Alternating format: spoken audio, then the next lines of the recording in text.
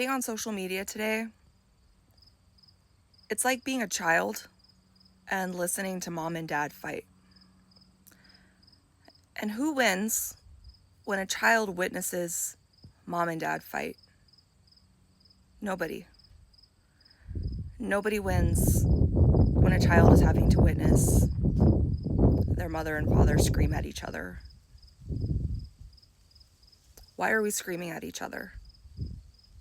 Ultimately, red versus blue is a construct that was not created by us.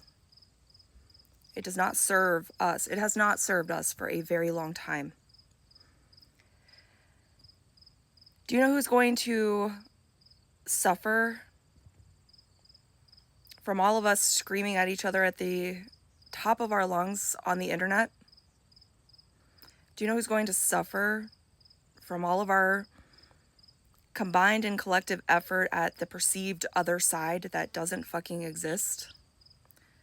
Because in a household, presumably mom and dad both have the best interests of their child at heart, hopefully. And I know those of you on the red side believe you have the best interest of the United States, the country at heart. Those of you on the blue side, same. But this system is collapsing. This system isn't going to be around much longer, guys. And those that are going to suffer from our inability to let that go are our children.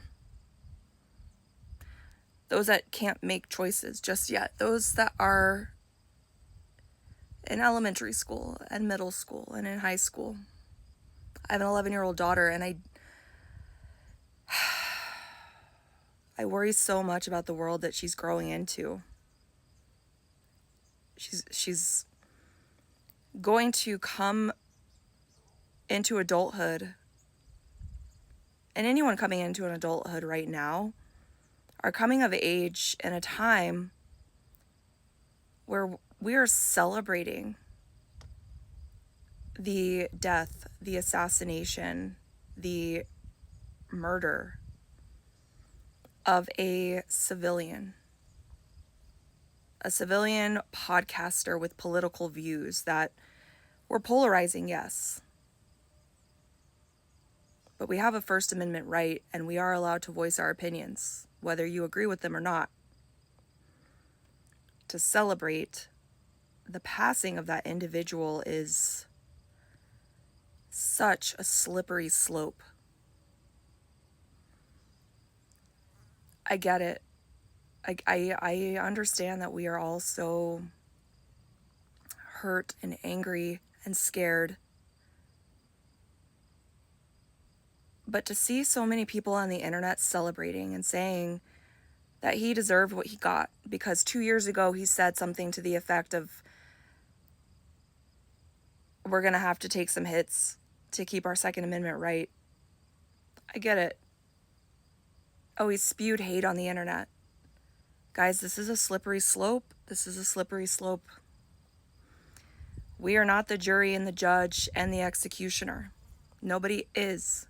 We have a First Amendment right. We're allowed to say what we want to say without repercussion. Legal repercussion.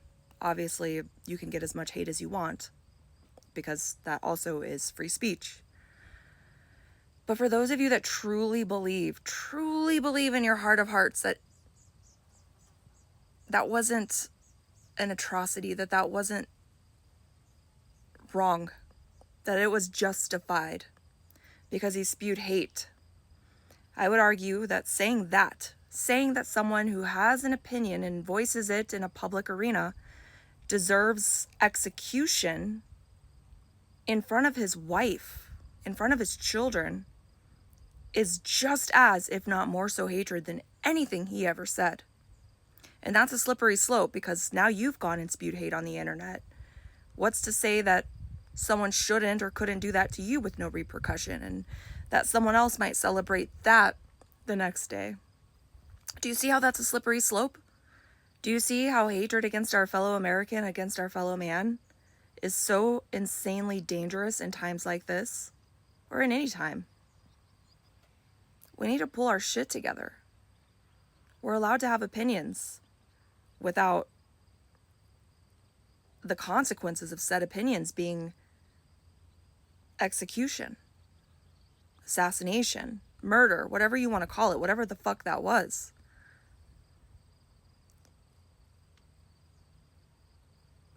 Like, I'm tired of watching mom and dad fight at the dinner table. We need to stop fighting, and we need to band together, and we need to direct our attention where it really truly needs to lie, and that's with our anger at those at the top that are perpetuating all of this hate amongst us. That's it. That's all I got for this one.